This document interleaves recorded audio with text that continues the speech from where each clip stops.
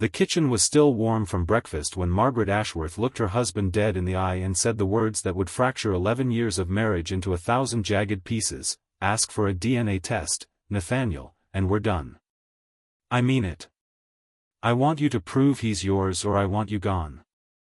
The silence that followed was the kind that presses against your ribs, the kind that makes a grown man forget how to breathe in his own home, standing in front of the woman he loved more than his own heartbeat, while their 6-year-old son colored dinosaurs at the table just a few feet away, humming a cartoon theme song, completely unaware that his parents' entire world had just tilted on its axis. Before we go further into this story, if you believe in kindness, in forgiveness, in second chances, and in the quiet strength it takes to hold a family together when everything seems to be falling apart, please take a moment to like this video, leave a comment, share it with someone who needs a little hope today, and subscribe to our channel so you never miss another story like this one from our community. Your support means more than you know, and it helps us keep telling these stories that remind us all what it means to love through the hardest moments. Now, let's continue. Nathaniel Whitfield was not a man who raised his voice. He had grown up in a house where shouting solved nothing and silence was often mistaken for peace, and he had carried that quiet nature into his adult life like a shield he didn't know he was still wearing. He worked as a structural engineer for a mid-sized firm in the town of Millbrook Hollow, a place with tree-lined streets, a single diner that had been open since 1962, and neighbors who still waved from their porches. He had met Margaret at a community fundraiser 11 years earlier, back when she was a nursing student with paint-stained fingers from volunteering at the children's shelter and a laugh that made him forget whatever sentence he had been in the middle of saying. They had built something slow and steady, the kind of love that doesn't announce itself with fireworks but instead shows up every single day in small, dependable ways, in the coffee left on the counter just the way she liked it, in the socks he always found paired and folded because she knew his hands were clumsy with laundry, in the Sunday drives they took with no destination at all. Their son, Oliver, had been the answer to 4 years of trying, 2 miscarriages, and one devastating diagnosis of unexplained infertility that a specialist in the city had delivered so coldly that Margaret had cried in the parking lot for 40 minutes before she could drive home. When Oliver was finally born, 7 pounds 4 ounces, with a shock of copper hair that matched neither of his parents exactly but seemed to borrow a little from each of their family lines, Nathaniel had held him in the hospital room and wept in a way he hadn't since he was a boy himself, whispering promises into his son's tiny ear that he intended to keep for the rest of his life. For 6 years, that promise had held. Nathaniel coached Oliver's t-ball team, drove him to school every morning while Margaret took the early nursing shift at Millbrook General, and tucked him in each night with the same story about a brave little fox who was afraid of thunderstorms but learned that his father's voice could calm any storm in the world. So when Margaret stood in their kitchen on that Tuesday morning, her hands trembling around a folded piece of paper, and accused him of not being Oliver's biological father, the ground beneath Nathaniel's feet did not just shift, it opened entirely. She had received an anonymous letter 3 days earlier, slipped under the windshield wiper of her car in the hospital parking lot, written in block letters with no return address, claiming that Oliver's blood type didn't match what it should if Nathaniel were truly his father, and hinting at an affair Margaret supposedly had with a former colleague named Peter Ansell during a rough patch in their marriage 8 years prior, a time when Nathaniel had taken a temporary assignment 2 states away for 11 weeks to help support them financially after Margaret lost her first nursing position due to hospital layoffs. Margaret had not slept in 3 nights. She had run the numbers over and over in her head, the timeline twisting itself into something that felt plausible only because grief and fear have a way of rewriting memory when they take hold of a person. Nathaniel did not yell. He did not slam his hand on the counter or storm out of the house the way another man might have, wounded pride driving him into the street to nurse his anger somewhere private. Instead, he stood very still, looking at the woman he had built a life with, watching her eyes, reddened, terrified, searching his face for something to hold on to, and he felt something inside him crack open, not with rage, but with a strange and terrible clarity. He understood, even in that first unbearable moment, that this wasn't really about blood types or anonymous letters. This was about a woman who had spent years quietly convinced she didn't deserve the good things in her life, who had grown up with a father who left before she turned 4 and a mother who remarried twice more, each time promising stability that never lasted, and who had somewhere along the way absorbed the belief that happiness was always temporary, always about to be taken away. The letter hadn't created her fear. It had simply found the crack that fear had already worn into her for 38 years, and it had pried it wide open. "Okay," Nathaniel said quietly, and that single word seemed to surprise Margaret more than any argument could have. "If that's what you need, I'll do it. I'll schedule it tomorrow morning." He did not defend himself. He did not remind her of the nights he'd spent pacing the hallway with a colicky infant so she could sleep before her 12-hour shifts, or the fact that Oliver's copper hair was a near-exact match to a photograph of Nathaniel's own grandmother as a young girl in Devonshire, a woman Margaret had never met but whose portrait hung in his mother's hallway. He said none of it. He simply looked at his wife's frightened face and made a decision in that instant that would define the rest of their story. He decided that her fear, however unfounded, deserved to be met with steadiness rather than fury, because a marriage built on 11 years of trust does not deserve to be abandoned the moment that trust is tested by something as cruel and anonymous as a piece of paper left under a windshield wiper. That night, for the first and only time in this story, darkness fell over Millbrook Hollow, and it was the hardest few hours either of them would ever endure. Margaret slept in the guest room, curled into herself, her phone lighting up every 20 minutes with a text from her older sister, Roberta, whose voice in Margaret's memory had always carried a strange undertone of satisfaction whenever Margaret's life seemed to be unraveling. Roberta had been the one who forwarded a photo of the anonymous letter to their mother, and their mother had called Margaret sobbing, insisting she always knew something felt off about how quickly Nathaniel had married her, plunging Margaret even deeper into the quicksand of doubt. Down the hall, Nathaniel lay awake in the bed they had shared for over a decade, staring at the ceiling fan turning slowly above him, and for the briefest moment, the ugliest thought crept into his mind, the small, human, understandable question of what if she really did. What if there had been a moment in that gray, financially desperate stretch of their marriage when Margaret had turned to someone else for comfort he wasn't there to provide? He hated the thought as soon as it formed, ashamed of himself for even entertaining it, but he did not push it away entirely, because he was human, and even the strongest love is not immune to doubt when doubt is handed to you in someone else's handwriting. He got up quietly around 2 in the morning and walked down the hall to check on Oliver, the way he had done nearly every night since his son was born. Oliver slept the way he always did, sprawled diagonally across his bed with one arm hanging off the side, a stuffed fox named Ranger tucked beneath his chin.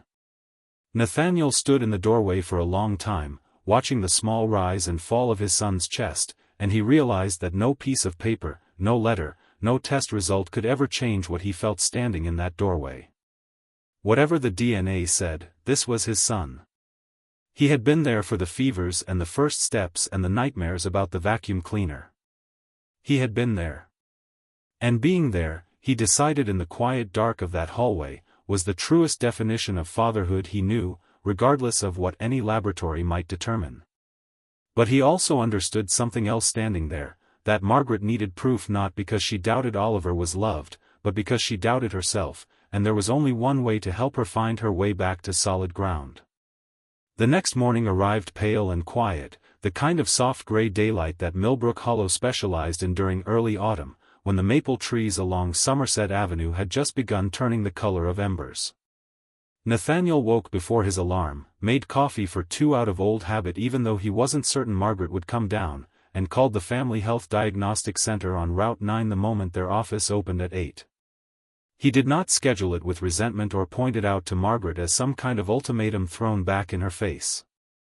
He simply booked the earliest appointment available, which happened to be that very Thursday at 10 in the morning, and when Margaret finally came downstairs, hollow-eyed and unsure of what to say to him, he slid a piece of paper across the counter with the confirmation number written on it in his neat engineer's handwriting. "Thursday, 10 a.m., he said. "I'll take Oliver. You don't even have to come if it's too hard." Margaret stared at the paper for a long moment, and something in her chest, something that had been braced for a fight, for defensiveness, for the wounded anger she perhaps even expected and in some twisted way felt she deserved, collapsed instead into confusion, because the man in front of her was not behaving like someone with something to hide, nor was he behaving like someone who hated her for asking. He was behaving like someone who loved her enough to walk through the fire with her rather than run from it. The 2 days between that morning and the Thursday appointment were among the strangest of their marriage. They moved around each other in the house with a careful, aching politeness, like two people recovering from surgery, unsure of how much weight the other could bear. Nathaniel still made Oliver's lunch, still drove him to school, still knelt down at pick-up time to hear about the day's adventures on the playground, all while carrying inside him a private, cavernous ache that he told no one about, not even his closest friend, a man named Desmond Ferris who ran the hardware store downtown and who had known Nathaniel since they were boys building tree forts in the woods behind the old mill. Margaret, for her part, went to work her shifts at the hospital, and it was there, standing over a patient's chart in the pediatric ward, that something shifted in her for the first time since the letter arrived. A mother in the ward, a woman named Carol Whitcomb, had brought in her 4-year-old son for a routine checkup, and while filling out paperwork, Carol had mentioned, almost in passing, that she once left her husband over an accusation just like the one Margaret was living through, only to discover 2 years later that the accusation had come from her own mother-in-law, who resented her and wanted the marriage to fail. "I lost 2 years I'll never get back," Carol told Margaret without knowing anything about her patient's own private storm, "because I let someone else's poison make me doubt the one person who never gave me a single real reason not to trust him." Margaret had to excuse herself to the supply closet, where she stood among boxes of gauze and cotton swabs and cried until her body ached, not from grief this time, but from the terrifying realization of how close she had come to doing exactly what Carol described. That evening, Margaret came home early, before Nathaniel had even picked Oliver up from his after-school program, and she sat alone at the kitchen table with the anonymous letter spread out in front of her under the lamplight, reading it again and again, searching this time not for confirmation of her fears but for clues about who might have sent it and why. She noticed things she hadn't allowed herself to notice before, the particular way the letter referenced Peter Ansell by his full name, a level of detail an outsider wouldn't easily have, and a small, telling misspelling of the word definitely as definitely, a mistake she had seen before, many times, in text messages from her own sister Roberta. The realization crept over her slowly, like cold water rising around her ankles.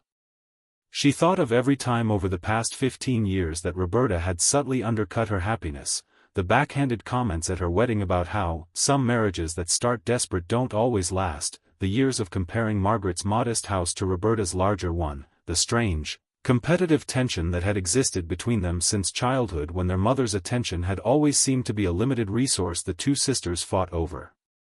Margaret did not want to believe her own sister capable of something this cruel, but the pieces, once she allowed herself to see them, would not stop assembling themselves into a shape she recognized. When Nathaniel came home with Oliver that evening, the boy chattering about a science project involving volcanoes, Margaret watched her husband from across the room with new eyes, not eyes clouded by fear now, but eyes trying desperately to see clearly, to separate what she actually knew to be true about this man from what a stranger's cruel letter had convinced her to doubt. She watched him kneel down to help Oliver take off his shoes, watched him listen with total, unhurried attention to a 6-year-old's excited and disjointed explanation of chemical reactions, watched the soft, unguarded way his face lit up every single time his son said something that delighted him, and she felt something in her chest that was equal parts shame and love, tangled together so tightly she wasn't sure where one ended and the other began. Thursday morning arrived with a thin, silvery light spilling through the kitchen windows, and Margaret found herself, without fully deciding to, putting on her shoes alongside Nathaniel and Oliver. "I want to come," she said simply, and Nathaniel only nodded, not trusting himself to say more, because some part of him, the part that had spent 2 nights fearing the worst, did not yet understand what had changed in his wife's eyes, only that something had.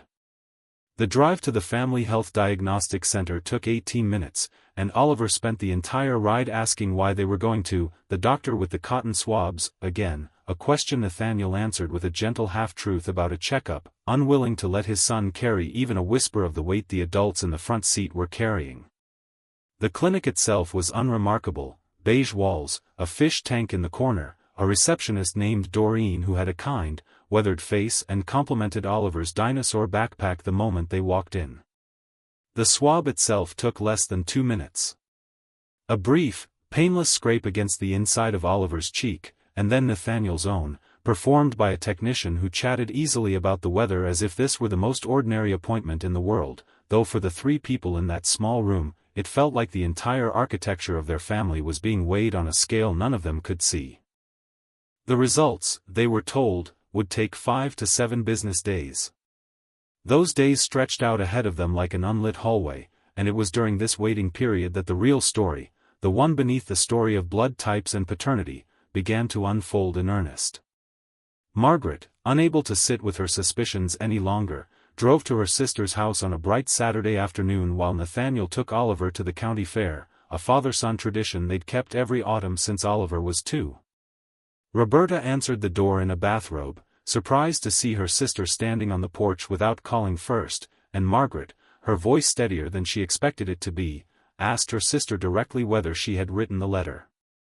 For a long moment, Roberta said nothing, her face working through several expressions before landing on something like defiance mixed with fear.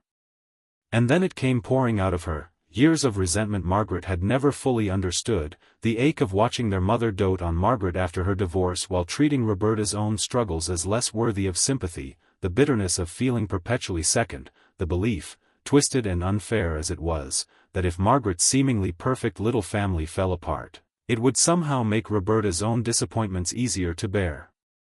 "I didn't think you'd actually believe it," Roberta said, tears streaking down her face. "I just wanted you to feel, for once, the way I've felt my whole life, unsure if anyone really loves you the way they say they do." Margaret stood on that porch in stunned silence, heartbroken not for herself in that moment, but for her sister, for the decades of quiet competition and unspoken pain that had led a grown woman to try to destroy her own sibling's family out of a wound that had nothing to do with Nathaniel or Oliver at all. Margaret did not scream at her sister. She did not storm away in righteous fury, though she would have been entitled to. Instead, standing there on that porch in the thin autumn sunlight, she felt something in her chest soften even as it broke, because she recognized in Roberta's confession an echo of her own fear, the same corrosive belief that love is conditional, that happiness is borrowed rather than owned, that somewhere a bill will always come due. "I forgive you," Margaret said, and she meant it, though she also told her sister plainly that trust would take a long, long time to rebuild, if it could be rebuilt at all, and that Roberta needed to get help, real help, for the pain she had been carrying alone for so many years. She drove home that afternoon with the windows down, letting the cool air move through the car, feeling lighter than she had in a week, though the truth of what she had almost done to her own marriage over a lie still sat heavy in her stomach like a stone. That evening, when Nathaniel and Oliver returned from the fair, sunburned and sticky with cotton candy, smelling of fried dough and hay, Margaret was waiting for them on the porch steps.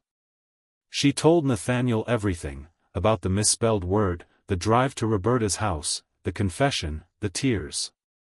She told him she was sorry, not just for accusing him, but for the years before that, the years she had spent quietly measuring her own worthiness for love against some invisible standard she had never once shared with him, letting fear whisper things to her in the dark that she should have brought into the light and handed to her husband to help carry instead. Nathaniel listened without interrupting, the way he always did, and when she finished, he reached over and took her hand, the one small gesture doing more to steady her than any words could have. "I need you to know," he said quietly, "that I was scared too. Not because I doubted what happened between us, but because I was scared of losing you and Oliver over something neither of us actually did wrong. That's the part that kept me up at night. Not the test. The fear that fear itself might win." Margaret wept then, not the frantic, panicked tears of the past week, but something quieter, something closer to relief, the kind of crying that happens when a wound finally starts to close instead of tearing further open. 5 days later, the call came from the clinic on a Tuesday afternoon while Margaret was folding laundry and Nathaniel was fixing a loose hinge on the garage door. The results confirmed what both of them, in the deepest and calmest parts of themselves, had already known. Nathaniel was Oliver's biological father, the probability calculated at a number so overwhelming it left no room for doubt. But by the time that call came, the test itself had almost become secondary, a formality confirming a truth that had never actually been in question, the real question all along having been whether their marriage could survive the storm of doubt, resentment, and inherited fear that had nearly torn it apart. Margaret cried when she heard the news, not from surprise, but from a strange, aching gratitude, and when she told Nathaniel, he simply pulled her into a hug in the middle of the garage, sawdust and all, and held her for a long, wordless minute, the two of them standing together in the honest daylight, having walked through something that could have ended them and coming out the other side instead.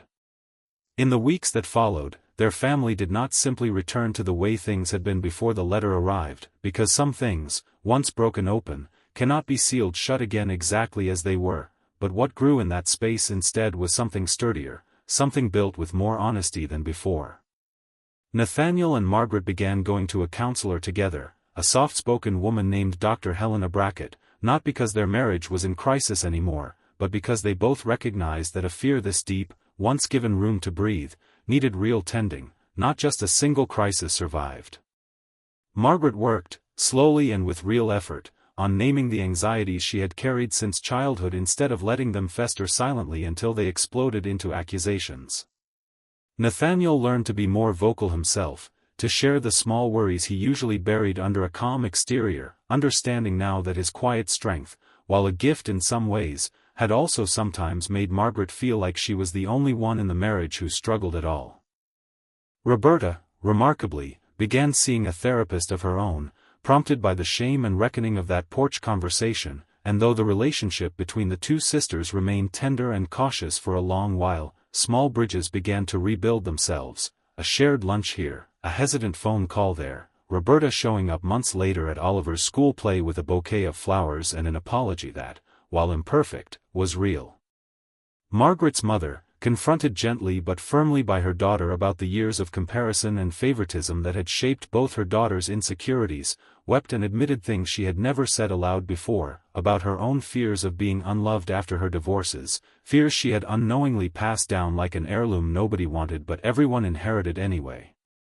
It was not a perfect resolution. Families rarely get those. But it was an honest one, full of the slow, unglamorous work that real healing actually requires. Oliver, for his part, remained blessedly unaware of just how close his small, colorful world had come to cracking apart, though children have a way of sensing warmth even when they can't name its source, and in the months that followed, he seemed to notice, in his own small way, that his parents held hands a little more often, that his father sometimes teared up at ordinary moments like watching Oliver ride his bike without training wheels for the first time, that his mother had started leaving